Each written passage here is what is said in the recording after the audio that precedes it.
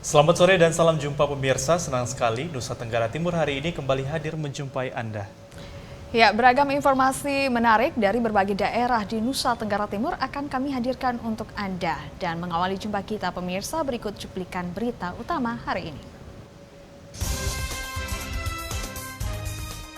Kasus penyelundupan dan pengangkutan BBM bersubsidi di Saburai Jua terus berproses. KPU Provinsi NTT lakukan verifikasi administrasi bagi bakal calon DPD.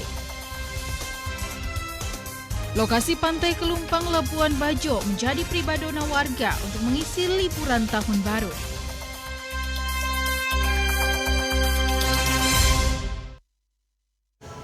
Cuplikan berita utama tadi akan kami rangkai dengan sejumlah informasi menarik lainnya.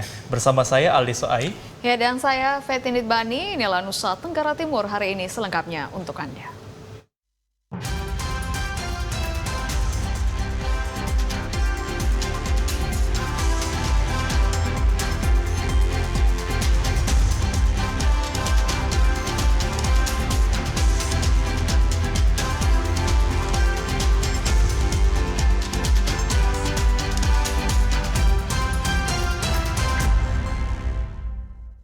Kita awali berita pertama, Saudara. Penyelundupan dan pengangkutan BBM bersubsidi di Saburai Jua terus berproses. Setelah melengkapi unsur yang diminta jaksa, Polda berharap agar berkas tersebut bisa segera P21.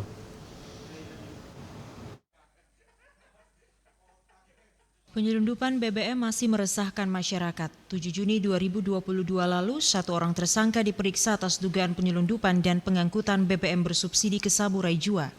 Tindakan ini menyebabkan BBM di Saburai Jua sempat mengalami kelangkaan. Tersangka dengan inisial A hingga saat ini masih menjalani semua proses penyelidikan dari Polda NTT. Kabid Humas Polda NTT, Kombes Pol Arya Sandi mengatakan proses penyelidikan masih terus berjalan. Berkas telah dikirim ke Polda NTT, namun jaksa mengembalikan untuk dilengkapi sejumlah unsur. Dan Polda NTT telah kembali mengirim berkas dan berharap berkas tersebut segera P21. Tersangka seharusnya mengirim kuota BBM yang proporsional, namun BBM yang seharusnya ditujukan untuk masyarakat umum kemudian diparuh untuk sejumlah oknum tertentu di Saburai Jua.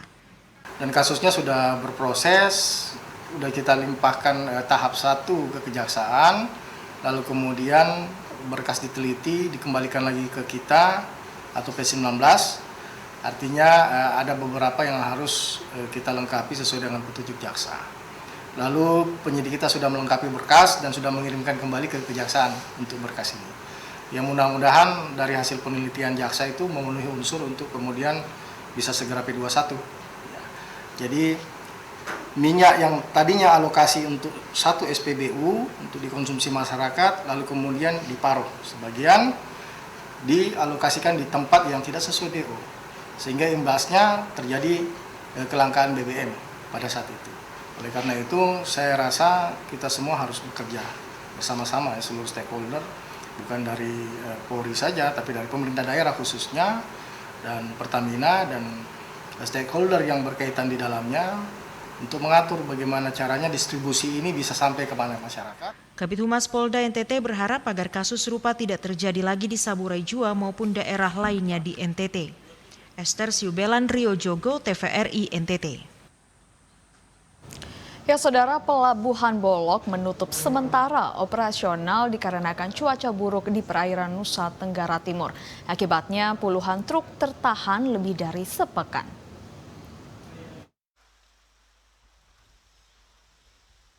Angin kencang serta gelombang tinggi yang mencapai 4 meter di perairan Nusa Tenggara Timur menyebabkan pemerintah menutup sementara operasional Pelabuhan Bolok sampai batas waktu yang tidak ditentukan. Kebijakan ini diambil karena cuaca buruk tersebut dianggap dapat membahayakan perjalanan penumpang yang menggunakan lajur perairan NTT. Akibatnya, lebih dari sepekan puluhan truk ekspedisi tertahan di Pelabuhan Bolok, Kabupaten Kupang.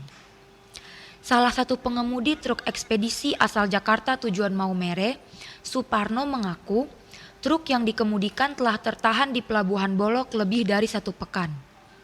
Adapun muatannya tidak mengalami masalah karena dia mengangkut bahan material proyek.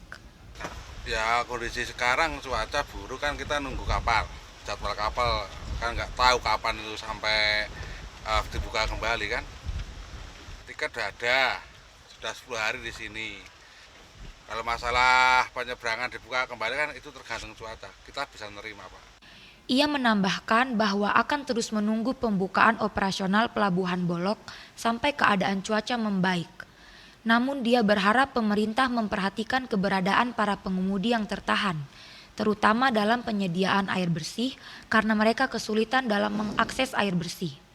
Dari Kabupaten Kupang, Simon Padang, Kristodapo, TVRI NTT. Sementara itu, Pelabuhan Penyeberangan Bolok sebagai salah satu pelabuhan utama di Nusa Tenggara Timur ditutup selama hampir 2 minggu karena cuaca buruk yang dapat membahayakan pelayaran.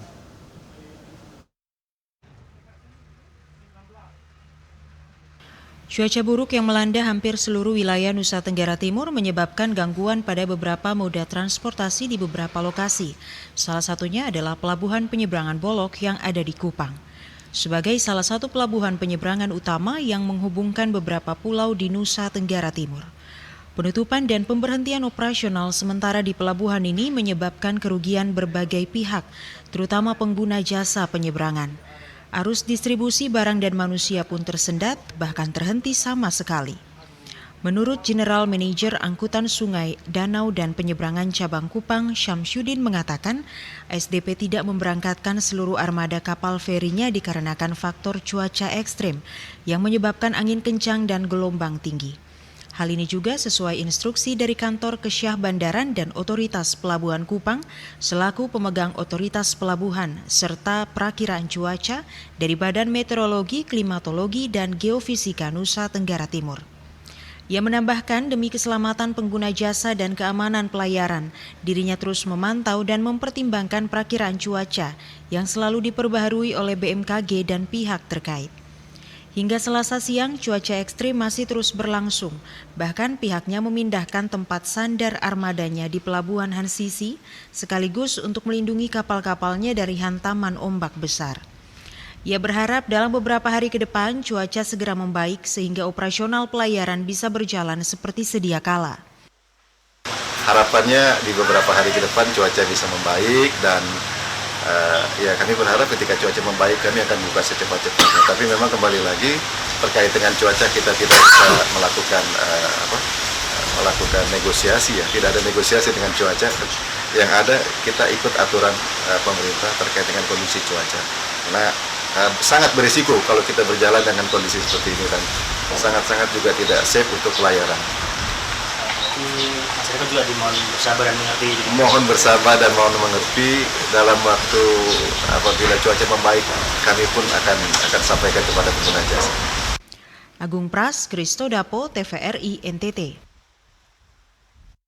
Ya pemirsa, Badan Meteorologi, Klimatologi, dan Geofisika Kabupaten Manggarai Barat mengeluarkan peringatan dini cuaca ekstrim hingga hari ini, Rabu 4 Januari 2023. Warga Manggarai Barat dihimbau untuk selalu waspada jika beraktivitas di luar rumah.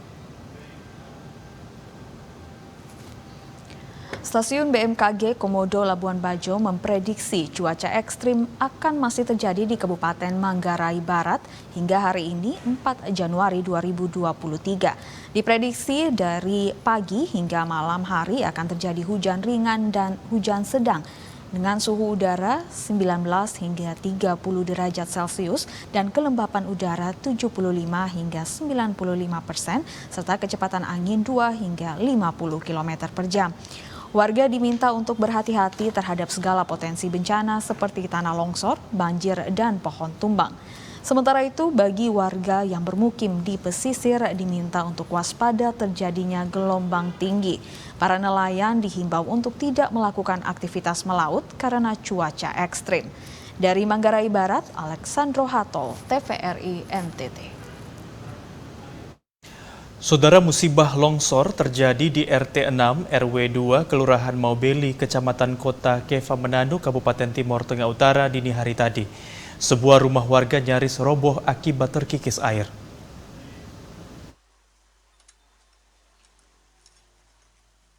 Hujan deras yang menyebabkan terjadi luapan air dari embung yang tak jauh dari pemukiman warga di perkampungan Dalehi, RT 06 RW 02, Kelurahan Maubeli, Kecamatan Kota Keifamenanu, telah menyebabkan sebuah rumah warga nyaris roboh. Kikisan air yang deras dari selokan yang berada di samping rumah yang ditempati Ferdinand Opat bersama istri dan 4 orang anaknya menyebabkan terjadi longsoran dan ambruknya tembok penahan hingga menyebabkan lantai rumah yang ditempatinya runtuh. Ferdinand Opat yang ditemui di lokasi kejadian mengungkapkan, kejadian yang tak terduga itu terjadi sekitar pukul 3 dini hari saat keluarganya sedang tidur. Menurutnya, istrinya pun nyaris jadi korban karena sempat terjatuh bersama lantai rumah yang jebol namun berhasil diselamatkan.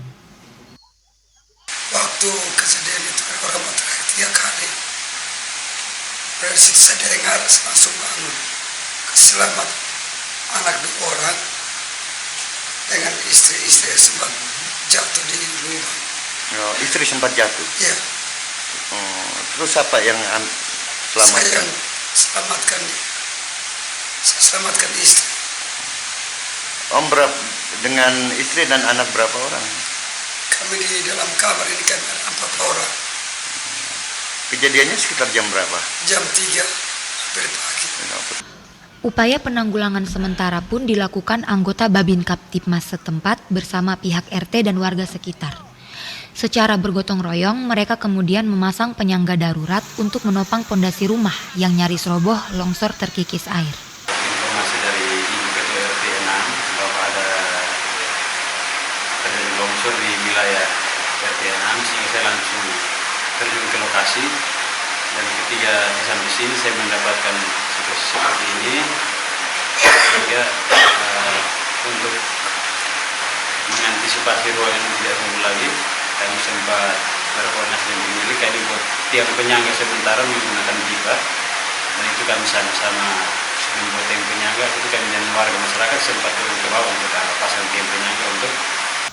Pantauan TVRI, lokasi kejadian longsoran ini berada hanya beberapa meter dari jembatan utama penghubung ke kota Keifamenanu di kilometer 4. Bila hujan deras masih terus mengguyur, dikhawatirkan longsoran dapat saja merambat ke pilar beton utama penopang jembatan atau abutmen. Dari Kabupaten Timur Tengah Utara, Joseph Praso, TVRI NTT. Ya pemirsa, puluhan personil Flores Timur membersihkan material pohon tumbang yang menutup badan jalan utama di Kota Larantuka yang sempat membuat arus lalu lintas terhenti sementara pasca bencana angin kencang. Sejumlah pohon yang tumbang yang menutup badan jalan kemudian dipangkas dan diangkut agar arus lalu lintas kembali normal.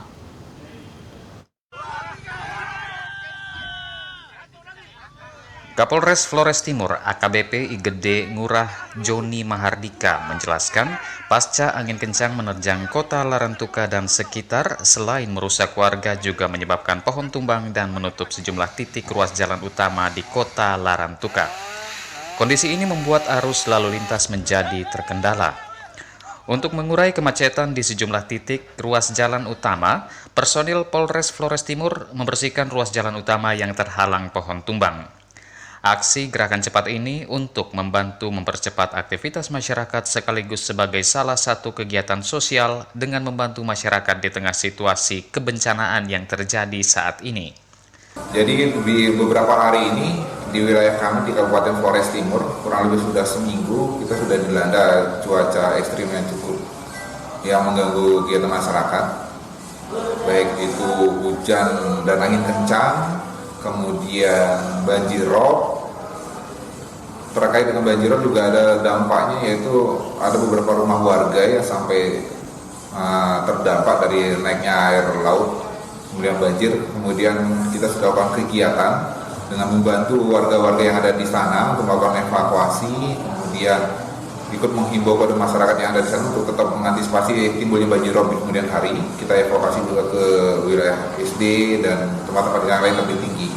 Kemudian ada juga bencana yaitu angin kencang dan cuaca hujan yang cukup ekstrim di wilayah Kabupaten Flores Timur. Dampaknya beberapa pohon yang sempat tumbang malah bahkan ada yang menimpa perumahan warga, serta ada juga yang tumbang di jalan-jalan utama.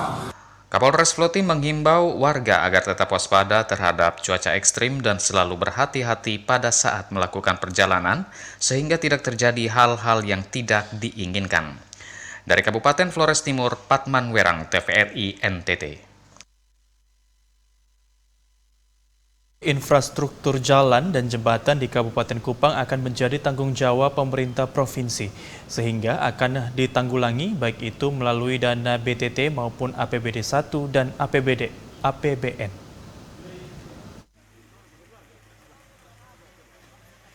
Bencana banjir yang melanda Kabupaten Kupang saat ini mengakibatkan beberapa infrastruktur jalan dan jembatan rusak berat. Tentunya ini akan menjadi tanggung jawab pemerintah provinsi, karena status jalan dan jembatan yang mengalami rusak berat tersebut adalah kewenangan pemerintah provinsi, sehingga penanggulangan dan pemulihan pasca bencana menjadi tanggung jawab pemerintah Provinsi NTT. Ketua DPRD Provinsi NTT, Emilia Juliano Mleni, saat melakukan kunjungan di Kabupaten Kupang mengatakan, biasanya pemerintah provinsi selalu menyiapkan anggaran bantuan tak terduga atau BTT untuk tanggap darurat. Untuk itu, pihaknya akan meminta pemerintah provinsi untuk memperbaiki berbagai sarana prasarana dan infrastruktur yang pernah dibangun dengan APBD 1 di Kabupaten Kupang, termasuk infrastruktur yang rusak akibat bencana banjir. Jika dibiarkan, dikhawatirkan mobilitas masyarakat akan terganggu. Terkait perbaikan infrastruktur, akan dilihat mana yang lebih cepat diselesaikan, sehingga yang lebih cepat adalah menggunakan dana BTT. Sedangkan yang lainnya bisa menggunakan dana APBD 1. Namun jika APBD 1 tidak cukup, maka akan diusulkan ke pusat sehingga bisa dibangun dengan APBN. Tentu dengan berbagai pengelolaan anggaran yang ada, itu kami tetap meminta kepada pemerintah untuk harus segera diselesaikan. Karena apa? Ini tidak bisa dibiarkan. Ketika dibiarkan itu ada banyak akses yang akan terputus dan masyarakat tidak bisa memiliki akses untuk mobilisasi, baik untuk berbagai kegiatan lain, tetapi juga kegiatan-kegiatan ekonomi. Sehingga kami dari DPR tetap nanti akan bersama-sama dengan eksekutif, dengan pemerintah untuk kita melihat anggaran-anggaran yang memang mau tidak mau harus ada dialokasikan untuk perbaikan-perbaikan itu. Ketua DPRD NTT berharap sebelum dan sesudah masa pemulihan bencana banjir di Kabupaten Kupang, semua infrastruktur yang rusak bisa dibangun kembali. Dari Kabupaten Kupang, Krispoto, TVRI NTT. Ya, berbagai informasi menarik lainnya masih akan kami hadirkan untuk Anda usai jeda pariwara. Untuk itu tetaplah bersama kami.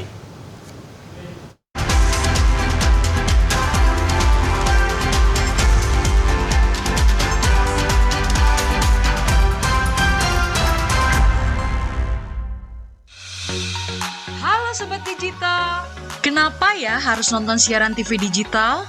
Walaupun sama-sama menggunakan teknologi digital, siaran TV digital tidak sama loh dengan TV streaming yang melalui internet, TV kabel, dan TV satelit. Siaran TV digital adalah bukan TV streaming yang menggunakan kuota internet, bukan TV kabel yang membayar iuran setiap bulannya, dan bukan TV satelit yang menggunakan antena parabola. Siaran TV digital itu gratis loh. Masih menggunakan antena UHF biasa. Bila televisi di rumah kamu masih analog, pasangkan set-top box dengan teknologi DVB T2. Yuk beralih nonton siaran televisi digital. Bersih gambarnya, jernih suaranya, canggih teknologinya. Yuk nonton siaran televisi digital. Bagaimana ya cara menangkap siaran televisi digital? Pertama, pastikan di daerah Anda sudah ada sinyal siaran televisi digital. Kedua, gunakan antena UHF di dalam atau di luar rumah Anda. Ketiga, pastikan televisi Anda sudah dilengkapi penerima siaran digital DVB T2. DVB T2 merupakan jenis sinyal yang digunakan Indonesia dalam penyiaran televisi digital. Keempat, Pilih auto scan, lalu pindai televisi Anda. Bagaimana jika televisi Anda masih analog? Pasangkan set-top box, televisi Anda otomatis menangkap siaran digital. Bersih gambarnya, jernih suaranya, canggih teknologinya.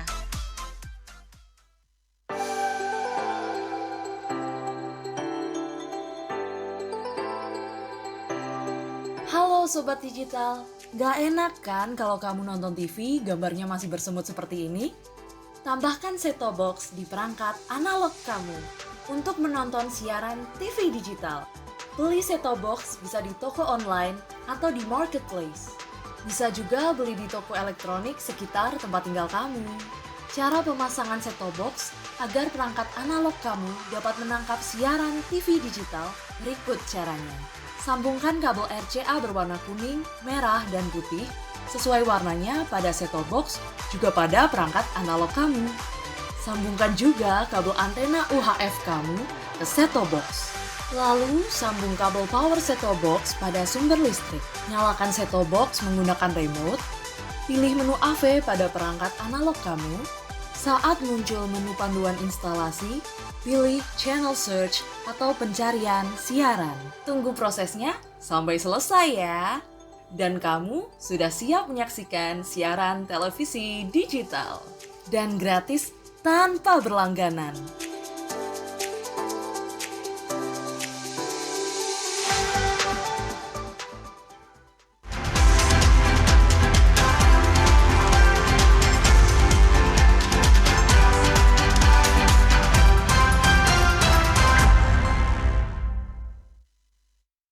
Terima kasih Anda masih bersama kami di Nusa Tenggara Timur hari ini. Ya, kita ikuti informasi selanjutnya. Komisi Pemilihan Umum Provinsi Nusa Tenggara Timur melalui KPU di 22 kabupaten kota sedang melaksanakan verifikasi administrasi bagi 18 orang bakal calon DPD Provinsi Nusa Tenggara Timur yang dinyatakan lengkap.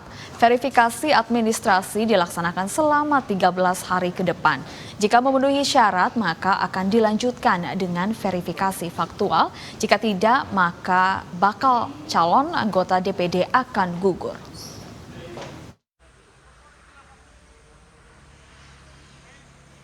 Sejak tanggal 31 Desember hingga 12 Januari 2023, Komisi Pemilihan Umum di 22 kabupaten kota melakukan verifikasi administrasi bagi bakal calon anggota DPD Provinsi Nusa Tenggara Timur. Sebanyak 18 orang bakal calon anggota DPD dari 23 orang yang menyerahkan berkas dukungan minimal pemilih bakal calon DPD Provinsi NTT yang dinyatakan lengkap.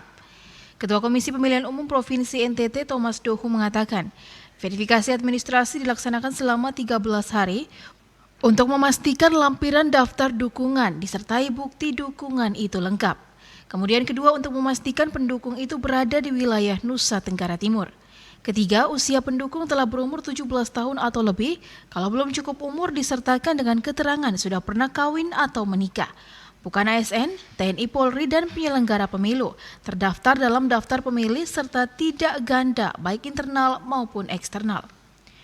Jika pada verifikasi tahap pertama dinyatakan lengkap, akan dilanjutkan ke verifikasi faktual. Namun jika bakal calon anggota DPD pada verifikasi tahap pertama belum memenuhi syarat, dikembalikan untuk dilengkapi, kemudian dilanjutkan ke verifikasi tahap 2. Dan apabila pada verifikasi tahap kedua tidak memenuhi syarat, akan dikembalikan dan dinyatakan gugur. Begini, setelah dilakukan verifikasi administrasi, nanti kami akan menyampaikan hasilnya dengan kategori yang tadi, sebagaimana kategori yang saya sebut itu, belum memenuhi syarat, kecuali untuk yang terdaftar atau tidak terdaftar dalam DPD itu kita kategorikan tidak memenuhi syarat. Atau misalnya nanti ditemukan ganda internal maupun eksternal. Yang internal kita hapus, ambil salah satu, yang eksternal akan dilakukan metode klarifikasi. Sebenarnya bentuknya yang mana? Kita akan mengembalikan kalau jumlahnya masih tidak memenuhi syarat minimal. Jadi syarat minimal dukungan DPD itu kan 2.000, didukung oleh 2.000 pemilih dan tersebar di minimal 50% jumlah kabupaten kota.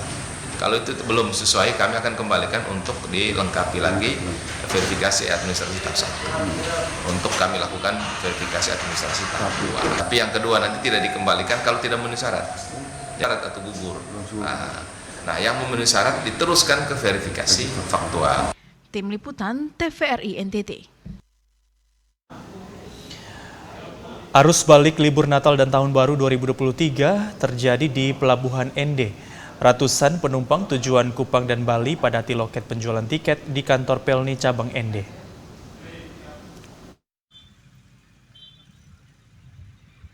Libur Natal dan Tahun Baru telah usai, loket pembelian tiket kantor Pelni cabang Ende dipadati penumpang kapal tujuan Bal dan Kupang.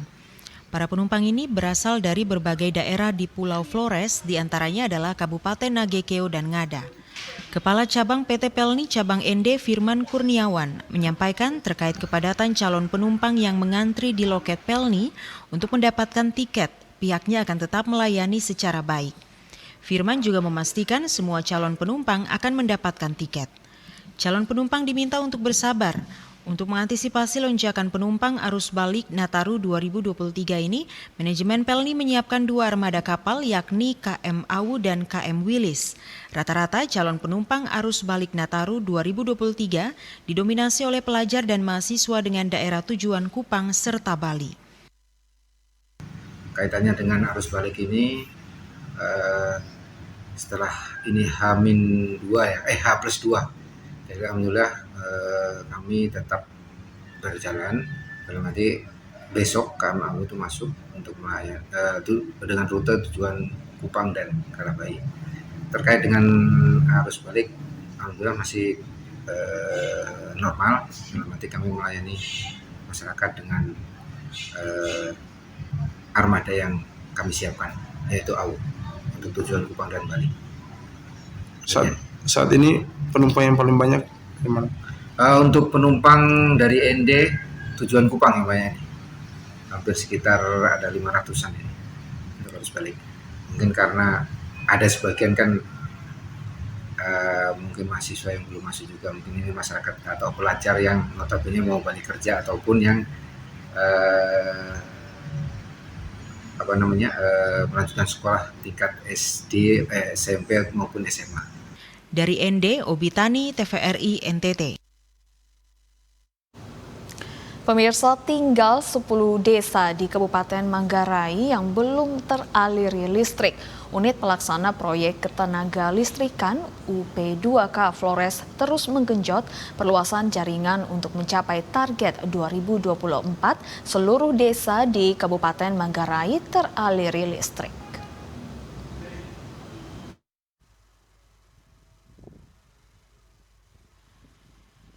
Listrikan UP2K Flores, Albertus Koko menjelaskan, dari 9 kabupaten di Pulau Flores dengan total 1.614 desa, hampir 92% telah teraliri listrik.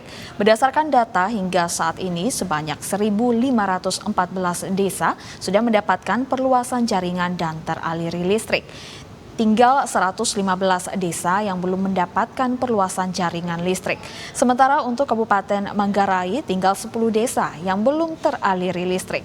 Perluasan jaringan ke 10 desa tersebut akan dilakukan secara bertahap hingga 2024 mendatang. Sehingga tahun 2025 semua desa di Flores sudah menjadi desa terang 100%. Perluasan jaringan di Kabupaten Manggarai terkendala geografis dan kondisi jalan yang kurang baik sehingga menyulitkan pengangkutan material. Dukungan masyarakat dan pemerintah setempat sangat baik dalam perluasan jaringan listrik, terutama pembebasan lahannya. Diakuinya hampir setiap hari ada saja desa yang datang meminta jaringan listrik.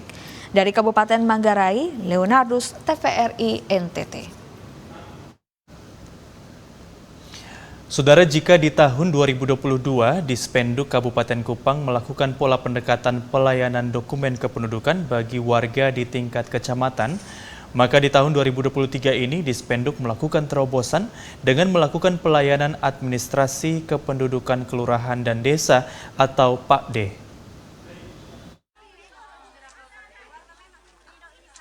Sejak April 2022, Dinas Kependudukan dan Pencatatan Sipil Kabupaten Kupang melakukan terobosan baru dalam upaya pelayanan dokumen kependudukan.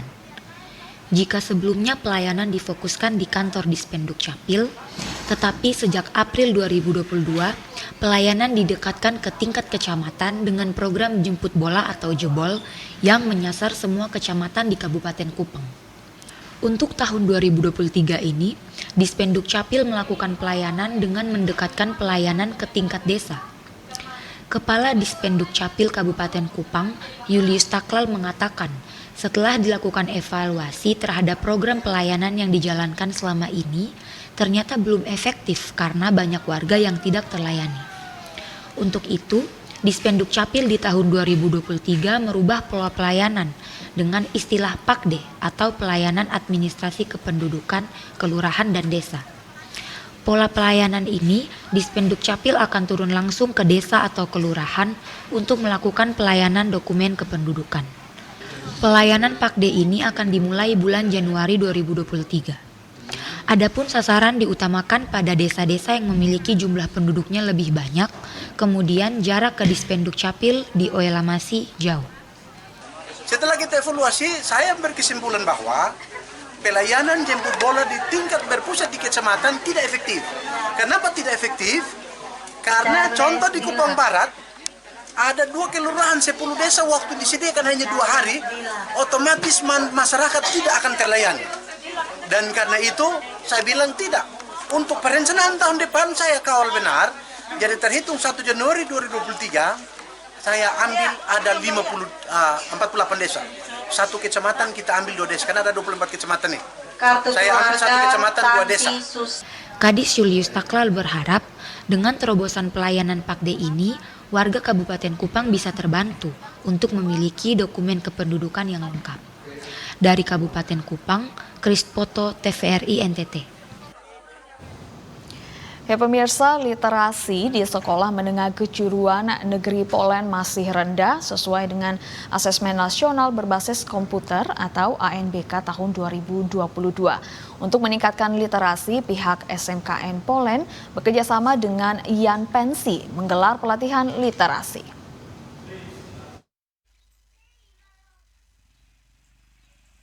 Berdasarkan Asesmen Nasional Berbasis Komputer ANBK tahun 2022, hasil yang didapat oleh SMKN Polen masih kurang atau berwarna merah. Karena itu, sekolah perlu menggelar pelatihan untuk meningkatkan daya literasi. Kepala SMKN Polen, Jusniati Tasoin mengatakan, mereka bekerja sama dengan Yayasan Pustaka Pensi Indonesia Yaspensi untuk memberikan pelatihan mengenai penulisan karya ilmiah dan karya jurnalistik. Pelatihan literasi ini baru pertama kali terjadi di SMKN Polen, sehingga semua guru dan siswa menyambut baik terobosan ini. Jusniati berharap agar kerjasama dengan pihak luar tetap terjalin, sehingga bisa meningkatkan kemampuan menulis baik guru maupun siswa. Kegiatan ini kami laksanakan dengan tujuan untuk meningkatkan kemampuan literasi dari guru dan peserta didik. Karena setiap tahun tentu ada ANBK dan di dalamnya ada literasi dan anak-anak kami kewalahan dalam menyelesaikan soal-soal yang berhubungan dengan literasi. Sementara itu, Sekretaris Yaspensi Robertus Bau berharap setiap materi yang diberikan bisa meningkatkan daya literasi bagi warga sekolah. Untuk bisa berliterasi dengan baik, setiap siswa mesti meningkatkan kemampuan membaca, karena membaca menjadi pintu masuk untuk setiap ilmu pengetahuan. Harapan dari kami semoga anak-anak semakin hari semakin rajin membaca dan semakin dibiasakan untuk menulis. Untuk meningkatkan literasi, jalan yang paling pertama adalah membaca sebanyak-banyaknya buku, membiasakan diri untuk menulis setiap hari. Kalau bisa diluangkan waktu untuk menulis. Robertus Bau sangat berharap setiap materi yang diberikan bisa meningkatkan daya literasi bagi warga sekolah. Dari Kabupaten Timur Tengah Selatan, Ambugala Mawuran, TVRI NTT. Saudara, informasi menarik lainnya masih akan kami hadirkan bagi Anda sesaat lagi. Ya, untuk itu tetaplah bersama kami di Nusa Tenggara Timur hari ini.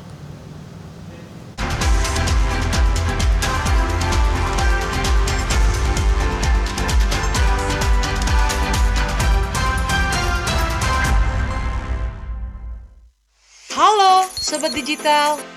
Di daerahmu sudah ada sinyal TV digital belum? Ini cara mengetahui jangkauan siaran TV digital di daerah kamu.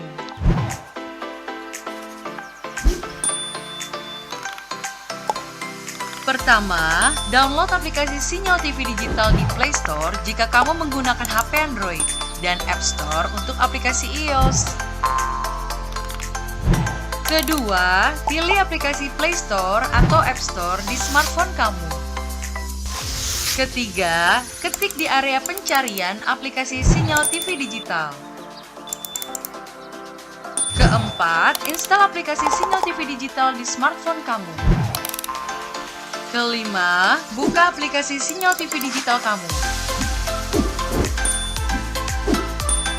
Kamu bisa mencari semua informasi sinyal televisi digital di aplikasi ini.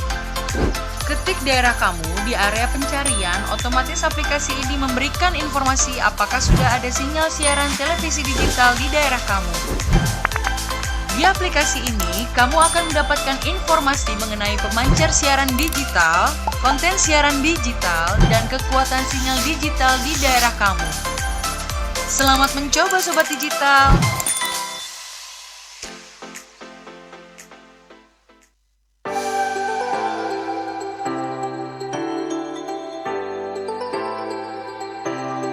Halo Sobat Digital, gak enak kan kalau kamu nonton TV gambarnya masih bersemut seperti ini? Tambahkan set-top box di perangkat analog kamu untuk menonton siaran TV digital. Beli set-top box bisa di toko online atau di marketplace. Bisa juga beli di toko elektronik sekitar tempat tinggal kamu. Cara pemasangan set-top box agar perangkat analog kamu dapat menangkap siaran TV digital berikut caranya. Sambungkan kabel RCA berwarna kuning, merah, dan putih sesuai warnanya pada set-top box juga pada perangkat analog kamu. Sambungkan juga kabel antena UHF kamu ke set-top box. Lalu sambung kabel power set-top box pada sumber listrik. Nyalakan set-top box menggunakan remote. Pilih menu AV pada perangkat analog kamu. Saat muncul menu panduan instalasi, pilih channel search atau pencarian siaran. Tunggu prosesnya sampai selesai ya. Dan kamu sudah siap menyaksikan siaran televisi digital. Dan gratis tanpa berlangganan.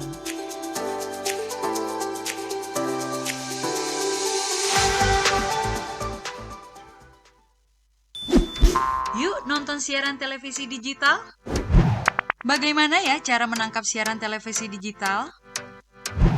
Pertama, pastikan di daerah Anda sudah ada sinyal siaran televisi digital. Kedua, gunakan antena UHF di dalam atau di luar rumah Anda. Ketiga, pastikan televisi Anda sudah dilengkapi penerima siaran digital DVB T2. DVB T2 merupakan jenis sinyal yang digunakan Indonesia dalam penyiaran televisi digital. Keempat, pilih auto scan, lalu pindai televisi Anda. Bagaimana jika televisi Anda masih analog? Pasangkan set-top box, televisi Anda otomatis menangkap siaran digital. Bersih gambarnya, jernih suaranya, canggih teknologinya.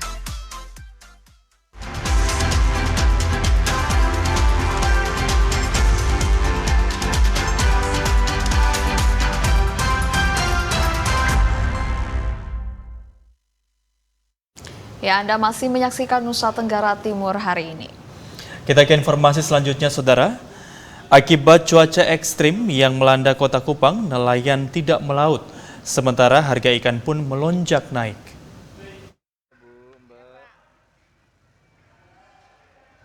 Harga ikan di wilayah Kota Kupang melonjak naik akibat cuaca ekstrim yang melanda Kota Kupang khususnya dan Nusa Tenggara Timur umumnya. Terpantau tim liputan TVRI, di Pasar Ikan Oeba Kota Kupang hanya sedikit penjual ikan yang beraktivitas, sementara pasar ikan juga terlihat sepi pengunjung. Dani, salah seorang penjual ikan, mengatakan ikan cakalang dijual dengan harga Rp100.000 per ekor, dari sebelumnya dijual dengan harga Rp70.000. Kenaikan ini dialami akibat nelayan yang tidak bisa melaut karena kondisi cuaca ekstrim di perairan Nusa Tenggara Timur. Hal serupa juga disampaikan Anus, penjual ikan kembung. Ada 100. Itu naik, Om? Ya. Kalau sebelumnya jual dan harga berapa? Ini biasa 70. Ikan apa? 90. Berapa? Biasa 70 kalau harga normal. Sekarang jadinya? 100.000. Ya. Apa lagi? Ikan apa lagi? Sejak kapan dia naik? Cakalang saya. Ini ikan yang 2 macam sana. Ini naik dari kapan nih? Sulam, dari angin. Baru pulang toh. Ya dari bulan lalu. Pokoknya ikan tetap begitu. Oh begitu. Ada turun, ada naik. Kalau pas ke sana ada begini harganya tinggi Pak. Satu box begitu tuh 700. Yang paling murah ini sudahlah. Ya. Kalau komo itu biasanya 50 dan 20, jadi 100. Para penjual ikan kini hanya bisa berharap agar cuaca dapat kembali normal sehingga mereka bisa melaut kembali. Foniniti Daniel Nama, TVRI NTT. Ya, sementara itu pemirsa, cuaca buruk beberapa hari belakangan menyebabkan harga ikan di Kabupaten Lembata naik cukup drastis. Kondisi ini juga menyebabkan pendapatan para penjual ikan menurun.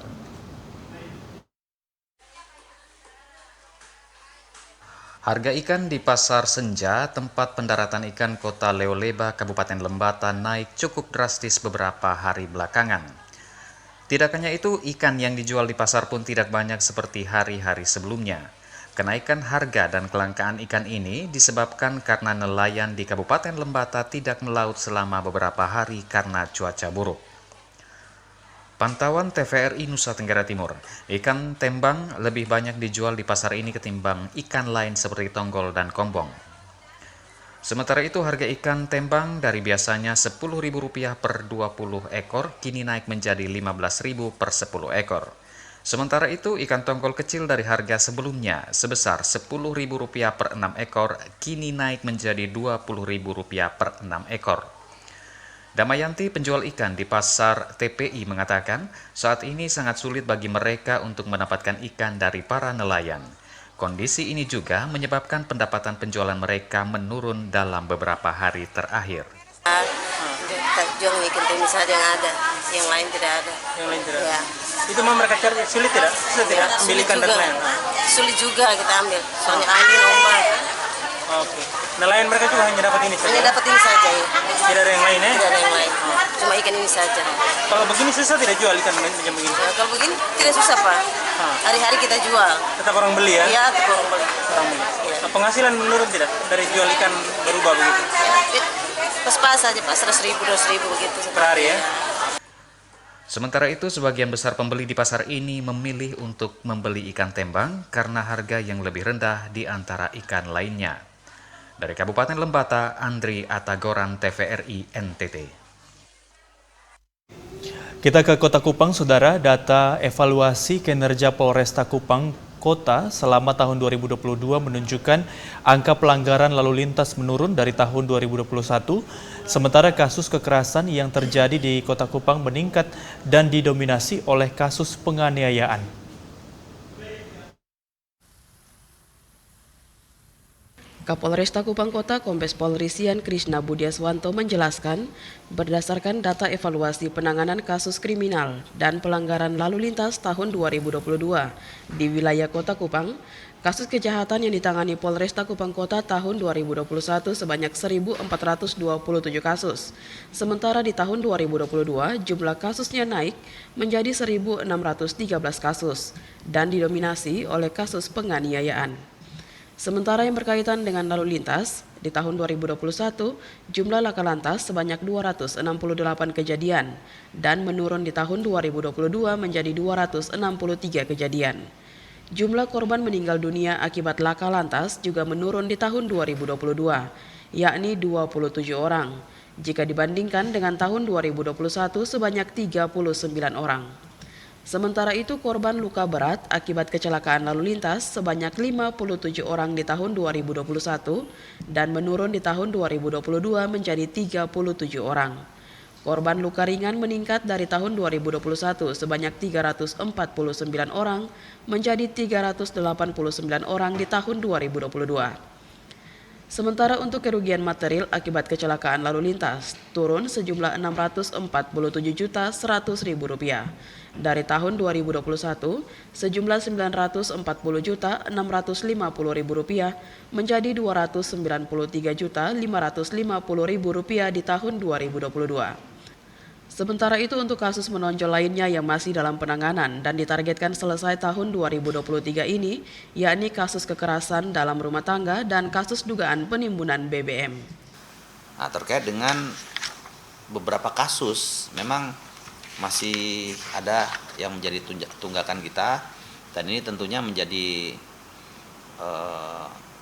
tanggung jawab kita untuk di tahun ini segera untuk kita tuntaskan. Ada beberapa kasus seperti KDRT itu masih ada yang menjadi tunggakan kita. Kemudian kemarin kasus menonjol terkait temuan mayat, ya. Kemudian untuk ada kasus BBM, ya, kita tahun ini 2 penimbunan, dugaan penimbunan, yang satu sudah P21 dengan barang bukti sebanyak kurang lebih sekitar 5 ton, ya, 5.000. Itu sudah P21 dan kemudian satu masih dalam proses. Gitu. Kapolresta Kupang Kota berharap masyarakat Kota Kupang semakin taat terhadap hukum dan aturan berlalu lintas sehingga dapat menciptakan Kota Kupang yang aman, tertib dan kondusif. Ivani Olang, Rio Jogo, TVRI NTT. Kita beralih ke informasi lain, Saudara. Tradisi menggunakan bibit pangan lokal kian ditinggalkan masyarakat petani Lembata di tengah bibit varietas baru hasil teknologi pertanian yang mulai bermunculan. Meski demikian, masih ada petani yang mau mempertahankan bibit tanaman lokal ini.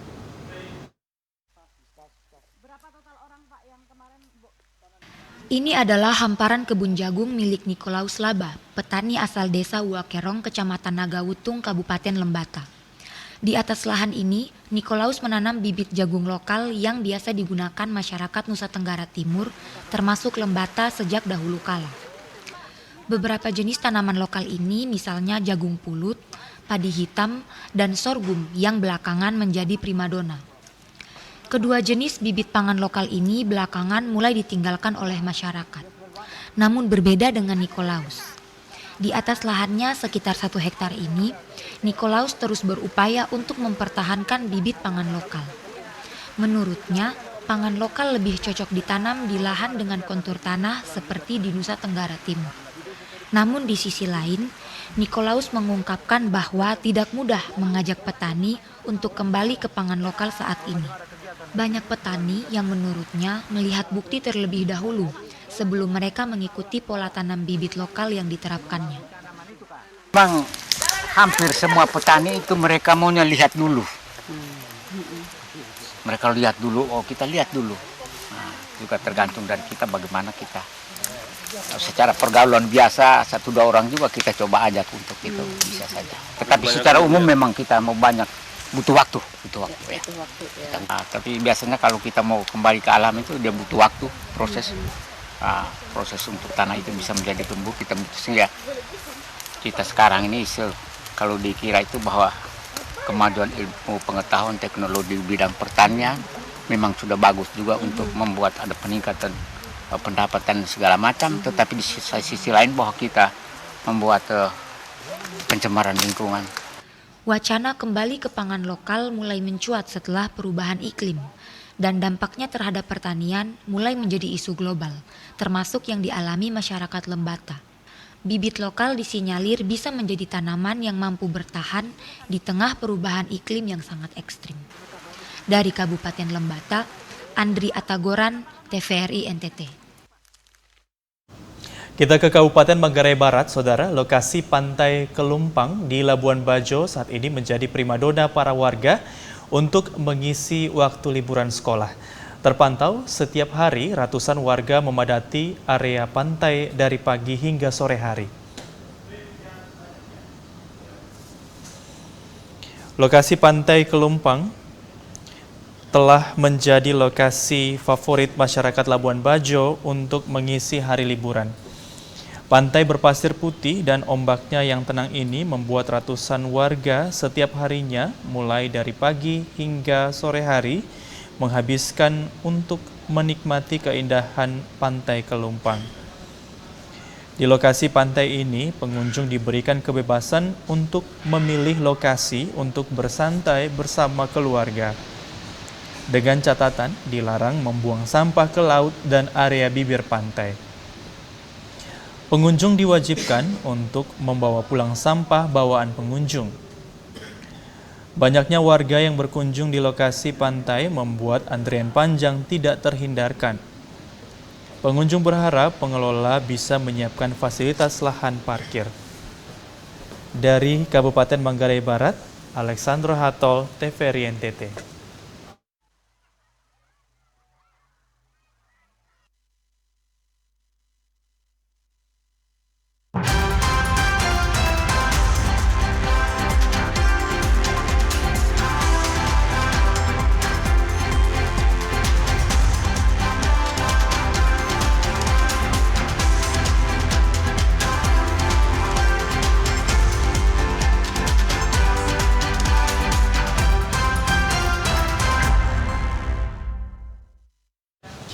Saudara, informasi tadi sekaligus mengakhiri kebersamaan kita hari ini. Tak lupa kami juga mengajak Anda untuk tetap menaati protokol kesehatan guna mencegah penularan COVID-19.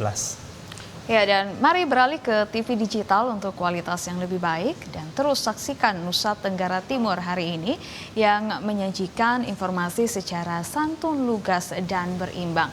Hanya di TVRI NTT, media pemersatu bangsa. Akhir kata, saya Feti Nitpani. Dan saya Aldi Soai, mewakili seluruh kerabat kerja yang bertugas mengucapkan terima kasih atas kebersamaan Anda. Selamat petang dan sampai jumpa.